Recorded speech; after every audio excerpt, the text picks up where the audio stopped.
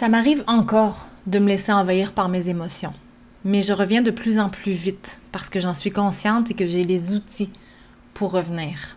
Aujourd'hui, je te partage une histoire qui vient presque tout juste de m'arriver et dans laquelle j'ai perdu le contrôle. Bienvenue dans le podcast qui t'aide à retrouver ton équilibre au cœur du tumulte quotidien. En tant que femme au milieu des différents rôles qu'on remplit, il peut être facile de s'oublier. De ce chaos qui nous fait souvent perdre pied, on renaît, on se transforme et on grandit. Je suis Vanessa Taglioli et je t'accompagne et t'inspire pour t'aider à te reconnecter à toi-même et à prendre soin de ton bien-être sans culpabilité. Prête? Alors écoute, inspire-toi et renais au milieu du chaos. Salut et bienvenue dans ce nouvel épisode de podcast. Aujourd'hui, un peu plus spontané, un peu plus dans le moment présent pour plusieurs raisons. Premièrement, je me sentais un peu plus justement spontanée, être plus dans l'intuition et tout ça. Et justement, la vie m'a amené un beau sujet tout frais, qui ça vient d'arriver. Et aussi, je m'en vais dans 2 semaines en voyage. Donc, il y a un petit peu ce stress-là qui montait, qui fait qu'aujourd'hui, je me sens déjà à la base un peu stressée. Et c'est l'été, je t'ai déjà parlé de ma réalité par rapport au travail et tout ça, étant donné que je travaille à la maison et que les ados sont là. Et mon fils, je suis très contente de ça, c'est qu'il va s'entraîner régulièrement et je dois aller le porter parce qu'il est en train de passer son permis, mais il ne peut conduire seul. Et je veux lui faire plaisir, OK? J'apprends encore à mettre mes limites, j'apprends encore à me respecter, à regarder quels sont mes besoins, beau lapsus. Et tantôt, il me dit, je vais aller au gym, puis il me dit à quelle heure tu peux aller me porter. Et je lui retourne la question, à quelle heure tu voudrais y aller, alors qu'il m'avait très bien demandé quand est-ce que ça m'arrangeait moi. Mais c'est encore un vieux réflexe que j'ai à défaire et que je travaille fort. Donc, je mange un peu à la va-vite, un peu mal au ventre, parce que je me dépêche, parce que je suis stressée. Je vais le porter, on commence à discuter, mais au final, je me rends compte que je suis fâchée de la situation parce que à chaque fois que je vais le porter, je perds du temps. À chaque fois que je vais le chercher, je perds du temps. Puis, entre les deux, se remettre dans le flow quand on travaille, c'est aussi une perte de temps quand on est concentré. Donc, le ton finit par monter entre nous deux et donc, je m'impatiente. Je vais le porter. Et puis, sur le chemin du retour, en roulant, j'entends dans l'auto à côté quelqu'un qui hurle des gros mots en québécois dont je vous éviterai la répétition. Mais je me suis vraiment sentie envahie parce qu'il y avait quelqu'un de fâché à côté de moi et à la lumière d'après, je me suis arrêtée à côté et j'avais encore cette émotion de « Mon Dieu, quelqu'un qui est en colère puis je suis pas bien ». Finalement, je regarde par la vitre et il y a 2 hommes qui mangent la crème glacée. Probablement qu'il y en a un qui lui a fait une blague et qui lui s'est fâché, mais quand je regarde, il n'y a vraiment pas de chicane dans la voiture. Et je réalisais à quel point notre état émotionnel affecte notre perception de la réalité, notre capacité à gérer les émotions, les siennes, mais celles des autres aussi. Et c'est ça que j'avais envie de te parler aujourd'hui parce que maintenant, j'ai les outils plus qu'avant, plus que quand j'étais jeune et aussi, je prends le temps. Parce que des fois, on reste avec une émotion qui est négative et on ne prend pas le temps de s'asseoir avec elle. Je suis revenue et j'ai simplement pris comme 3 minutes pour écrire puis me faire du bien et m'asseoir devant mon ordi et finalement décider d'enregistrer ce podcast-là tout simplement. Et ce qui est ressorti, c'est que le premier point, c'est que quand tu ne poses pas tes limites, forcément, éventuellement, tu vas te sentir envahir, OK? Tu vas avoir l'impression que les gens abusent de toi. Tu vas avoir l'impression de ne pas respecter tes besoins. Et en écrivant, pour faire le point sur tout ça et me libérer de ces émotions-là, j'ai réalisé que mon fils avait tout bien fait comme il faut. Mon fils me l'a demandé. Après ça, je lui ai proposé autre chose, évidemment, qu'il l'a accepté. Il l'a pas dit « non, c'est toi. » C'est normal. Parce que je lui ai relancé la question. Il va s'entraîner, c'est merveilleux. Je suis vraiment contente. Mais c'est moi qui n'ai pas dit « non, ça ne m'arrange pas. On va attendre en fin de journée. » Donc, la situation et le fait que je sois tombée stressée, que je lui sois tombée sur la tomate, ça m'appartient en totalité. Et ça, je trouve ça merveilleux parce que de m'en rendre compte et de l'accepter parce que souvent, quand on est dans ces émotions-là, on a tendance à remettre la faute sur tout le monde autour de soi. Alors que là, c'était comme pleinement ma faute, là. En aucun cas, je peux y remettre ça sur le dos. Il veut aller s'entraîner, c'est génial. Je le comprends qu'il veut y aller dans la journée puis pas forcément le soir, mais c'est à nous à en discuter. Et il y a encore toujours la question des blessures en arrière qui fait que pourquoi j'ai posé lui dire, j'ai même pas pensé à lui dire, honnêtement.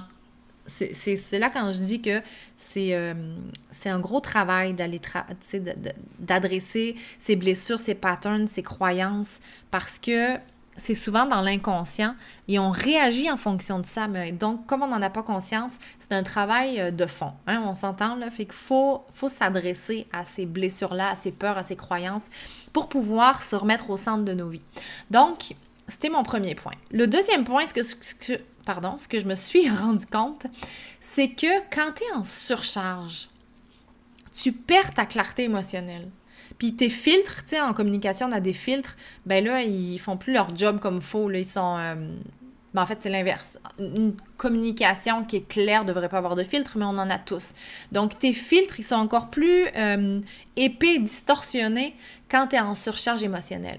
Donc, j'ai laissé mon fils, je suis revenue, j'étais encore dans l'émotion, même si on n'est pas parti en chicane, mais une émotion, ça reste tant que tu prends pas le temps de l'écouter. J'ai entendu crier dans l'auto à côté de moi et j'ai vraiment perçu ça comme de la colère et ça m'a envahi parce que j'étais déjà fragilisée par mes émotions. Donc, si on se laisse envahir, on se laisse contrôler en fait par les événements extérieurs et on interprète les événements et même les émotions des autres, OK? Ou même les intentions des autres. Donc, c'est super important de prendre le temps, encore une fois, de regarder l'émotion, de regarder pourquoi c'est là, de regarder qu'est-ce que ça a réveillé pour pouvoir retomber après sur nos pattes et pas rester avec cette distorsion qui est pire. Au plus on est fragilisé émotivement, au plus on va avoir des distorsions. Donc ça, c'était mon deuxième point que j'ai réalisé parce que quand j'ai vu les gars rigoler à côté, ça m'a mis le sourire aux lèvres et je me suis dit, ouais, tu vois, hein, c'était pas du tout ce que tu pensais. Et finalement, quand je suis arrivée chez nous, que j'ai pris, pour vrai, là, littéralement 3 minutes, là, ça peut être plus long, là, mais écoute, j'ai juste pris le temps de m'allumer une bougie. J'ai écrit les émotions, j'ai écrit les faits aussi. J'ai réalisé que tout ça n'était pas grave parce que, évidemment, je te l'ai dit, comme j'étais déjà stressée avant de partir par rapport à ce que j'ai à faire avant d'aller en voyage, ben ça s'est juste accumulé. Donc, j'ai réalisé ça en l'écrivant et ça m'a pris quelques minutes. Alors, ça peut t'en prendre plus, surtout si c'est un travail que tu commences à faire au niveau de l'écriture, au niveau de l'introspection. Mais moi, je sais maintenant quels sont mes déclencheurs et dans quelle zone d'ombre ça m'amène. Donc, ça m'a vraiment pris 3 minutes pour me recentrer, faire quelques respirations, écrire, relativiser et simplement revenir à moi. Et c'est juste ça que je voulais t'amener aujourd'hui. C'est que ça prend pas une éternité pour prendre soin de soi. Et déjà, d'écouter les signaux, d'écouter les émotions. Les émotions s'inscrivent dans le corps. Hein? Imagine-toi une dernière émotion de tristesse, de joie, de colère, peu importe que tu as ressenti. Ben, elle s'est exprimée dans ton corps. OK? Moi, c'est beaucoup au niveau du plexus solaire. Le stress, beaucoup, souvent. Donc, ton corps te parle et c'est quand tu es capable de respirer, de regarder où ça se passe dans ton corps et de décortiquer ce qui se passe, que tu es capable de mettre le doigt dessus et de retomber aussi.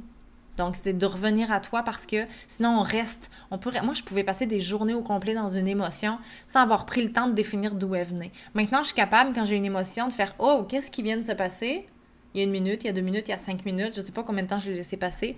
Et souvent, là, c'est instantané. Là. L'émotion est soulagée, l'émotion s'en va. Et ça se passe facile comme ça. Mais pour ça, il faut être à l'écoute. Et ça, c'est un travail de tous les jours, comme je le disais tantôt, quand tu es habitué de répondre du tac au tac, bien c'est sûr qu'il y a un travail à faire en arrière. Voilà. Donc aujourd'hui, c'était ça. Aujourd'hui, c'était spontané. Aujourd'hui, c'était bref. Et si jamais tu veux commencer à prendre soin de toi, peu importe comment, je t'offre un appel découverte. Donc, n'hésite pas, je vais mettre le lien en description, à réserver ton appel. On va discuter ensemble de ce qui est possible pour te remettre au centre de ta vie. Peut-être que tu as des déclencheurs aussi dont tu n'es pas encore consciente et dont on va pouvoir discuter ensemble, c'est-à-dire qu'il y a des émotions qui se réveillent selon certaines situations. On en a tous. Ça vient de notre éducation, de notre vécu, des fois ce qu'on a vécu avec certaines personnes. Donc, n'hésite pas à me contacter. Sur ce, je te souhaite une belle semaine. On se reparle la semaine prochaine et j'ai très hâte parce que dans 2 semaines, tu vas pouvoir écouter une entrevue extraordinaire que m'a accordée la merveilleuse Jessica qui est mentor spirituel et dans laquelle on parle justement d'intuition. Donc, reste à l'affût, pense à t'abonner si ce n'est pas fait et je te souhaite une belle journée. Ciao! Si cet épisode t'a plu, abonne-toi, laisse un 5 étoiles ou prends quelques secondes pour rédiger un avis sur ton application de podcast préférée. C'est grâce à toi que je vais pouvoir faire rayonner le podcast. Merci 1000 fois.